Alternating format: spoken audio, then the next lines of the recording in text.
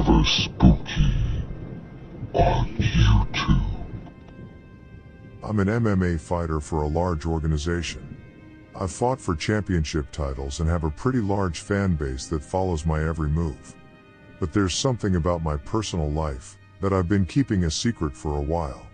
I'm afraid that if I publicly talk about it, people will think I'm crazy, and I'll lose all my sponsors that I depend on to provide for my family. So, I keep my mouth shut and try to pretend like everything is okay. But it's not. It all started a few years ago.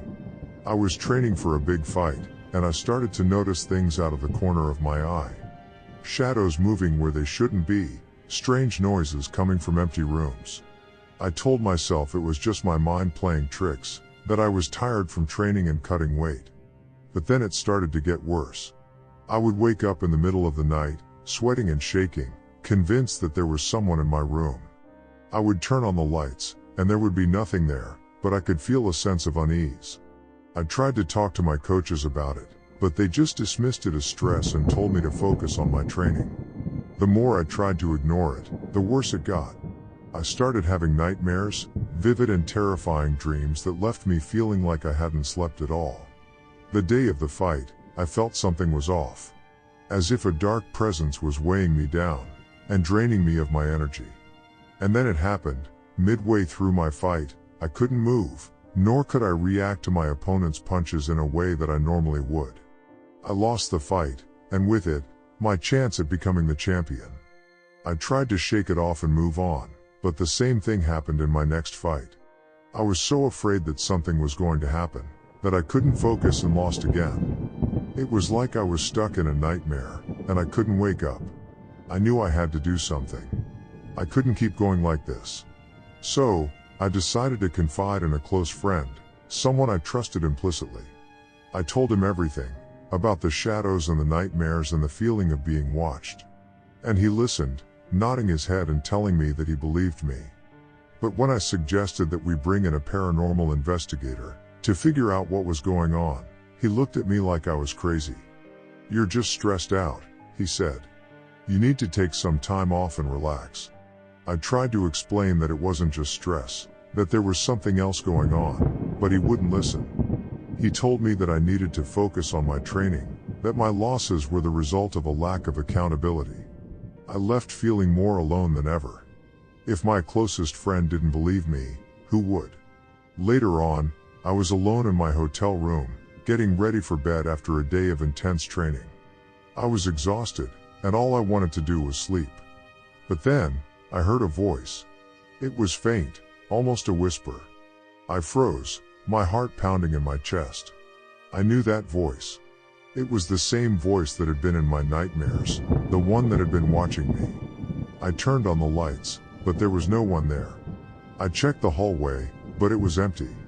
I needed to do something, anything, to figure out what was going on. I started doing my own research. I read everything I could find about the paranormal, about ghosts and hauntings. I talked to people who claimed to have experienced similar things, hoping that someone could give me an answer. I came across a website for a paranormal investigator. I hesitated for a moment, unsure if I should reach out. But then I thought about all the things I'd been experiencing, all the things that had been affecting my life and my career. I knew that I couldn't keep living like this. I sent an email to the investigator, explaining my situation and asking for help. I didn't expect to hear back, but to my surprise, he responded within a few hours.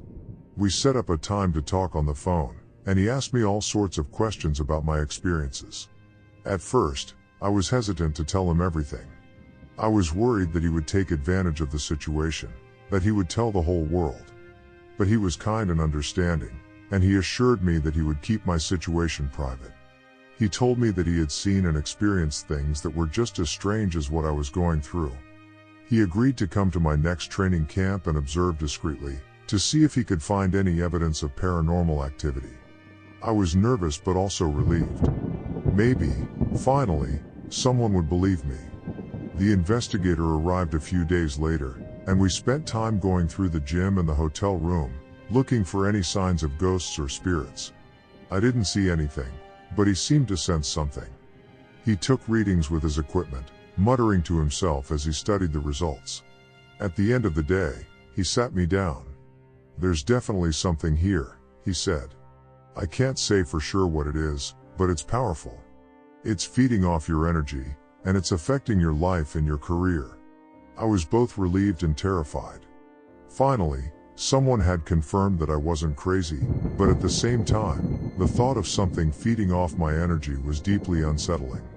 The investigator suggested that we perform a cleansing ritual to try and rid the area of any negative energy.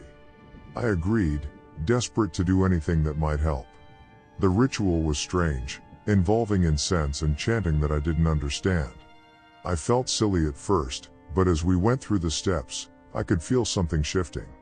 It was like a weight had been lifted off my shoulders, and I could breathe again.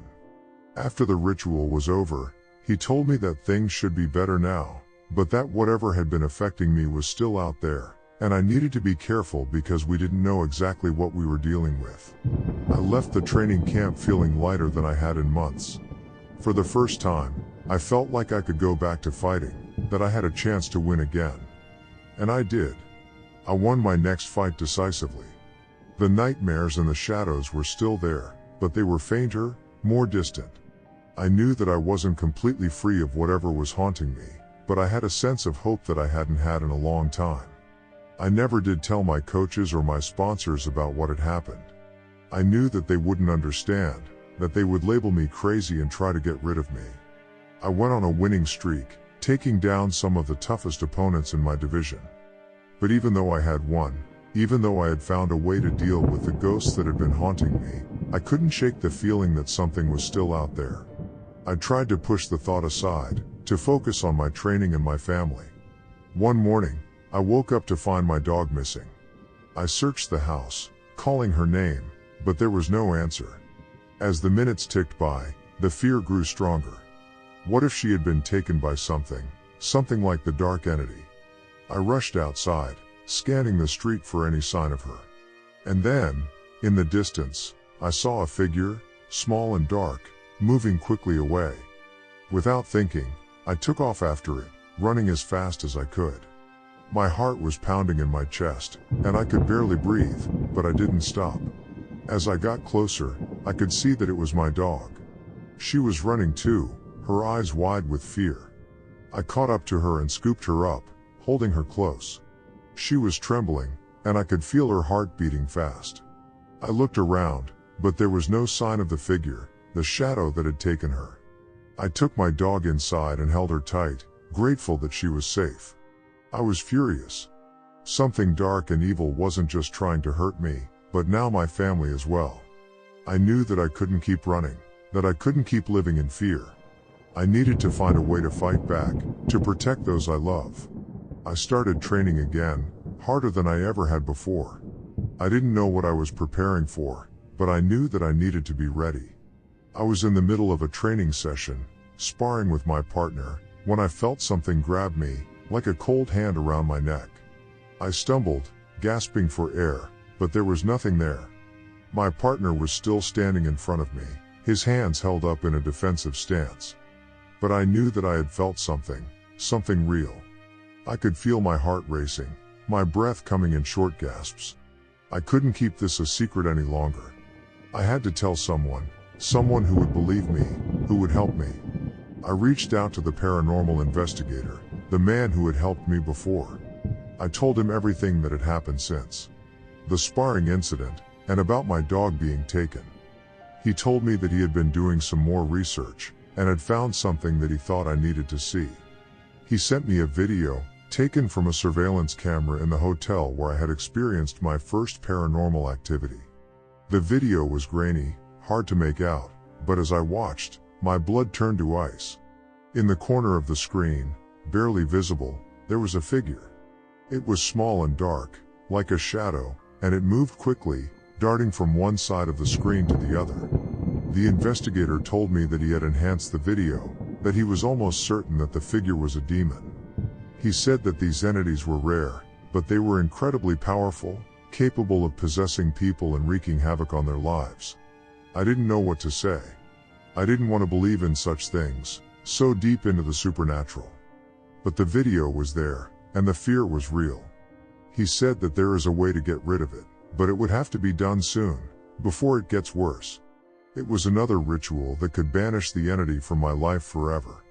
I was skeptical since it didn't work the first time, but I had no choice. I agreed to meet with him, to do whatever it took to get rid of this thing. The ritual was intense, a series of prayers and incantations that lasted for hours. I felt like I was going to pass out from exhaustion, but I kept going, kept repeating the words. And then, just as suddenly as it had started, it was over. The investigator told me that the demon was gone, that it had been banished from my life. I didn't know what to think. I was exhausted, emotionally and physically drained.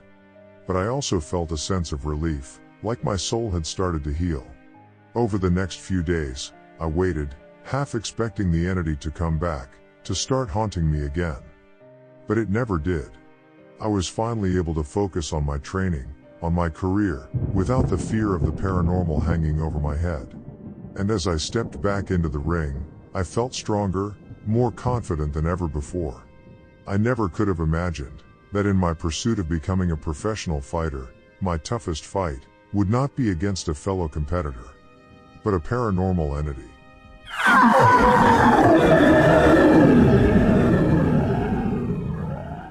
Like, comment, and subscribe for more Forever Spooky on YouTube.